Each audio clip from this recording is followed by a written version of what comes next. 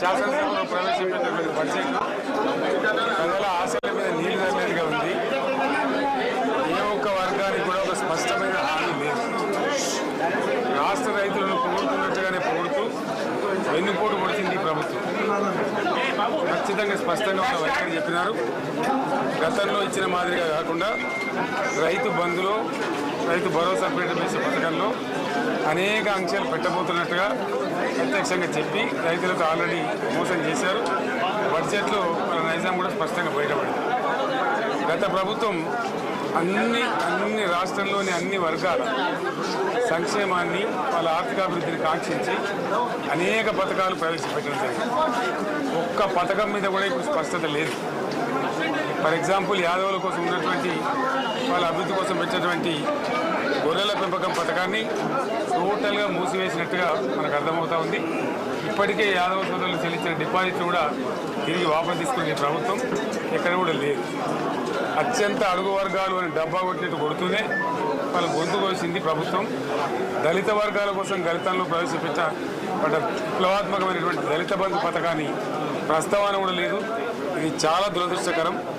దళిత సమాజం పట్ల వీళ్ళకు ఉన్నటువంటి నిర్లక్ష్యానికి, వాళ్ళ చూడల విధానానికి ఇంతకన్నా గొప్ప నిదర్శనం కూడా అవసరం లేదు.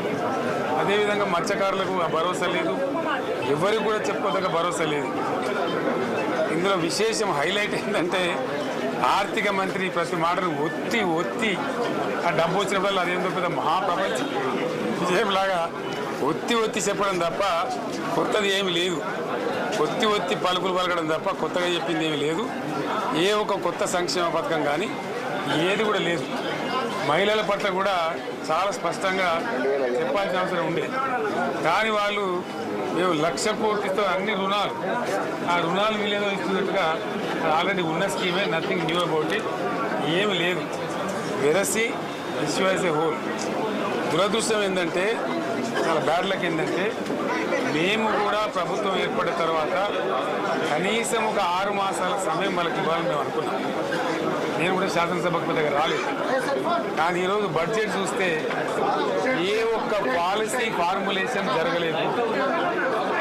రాష్ట్రానికి సంబంధించినటువంటి ఏ ఒక్క విషయంలో కూడా ఈ అర్బక ప్రభుత్వం ఇప్పటి వరకు పాలసీ ఫార్ములేషనే చేసినట్టుగా కనపడలేదు. వ్యవసాయం ఉంది, మాకు స్పష్టమైన అవగాహన ఉండే ఈ రాష్ట్రంలో వ్యవసాయ స్థిరీకరణ జరగాలని మేము 2 పంటలకు కూడా ఇచ్చినాం రైతు బంధు. ఇప్పుడు వీళ్ళు ఎగ్గొడతామని చెప్తా ఉన్నారు. మేమేదో రైతులకు ఇచ్చిన డబ్బును దాన్ని పాడు చేసినాము, చెడగొట్టినాము, దుర్వినియోగం చేసామన్న పద్ధతిలో దురదృష్టకరమైన వ్యాఖ్యలు చేస్తూ ఉన్నారు. అంటే ఇది పూర్తిగా రైతు శత్రు ప్రభుత్వం అనేది తెలుస్తూ ఉంది. ధాన్యం కొనుగోలు చేయలేదు, విద్యుత్ సరఫరా చేయడం లేదు, నీళ్ళు సరఫరా చేయడం లేదు, చాలా ఇబ్బందులు పడుతూ ఉన్నారు. ఇంకా రైతు భరోసా, రైతు బంధు గురించి ఇంకా ప్రస్తావనే లేదు. ఎప్పుడు వేస్తారని మా ఎమ్మెల్యే అర్థం కూడా కనీసం సమాధానం చెప్తలేదు. కాబట్టి రైతులను వంచింది ప్రభుత్వం, వృత్తి కార్మికులను వంచింది. ఒక్క పాలసీ, ఇండస్ట్రియల్ పాలసీ ఏమిటి?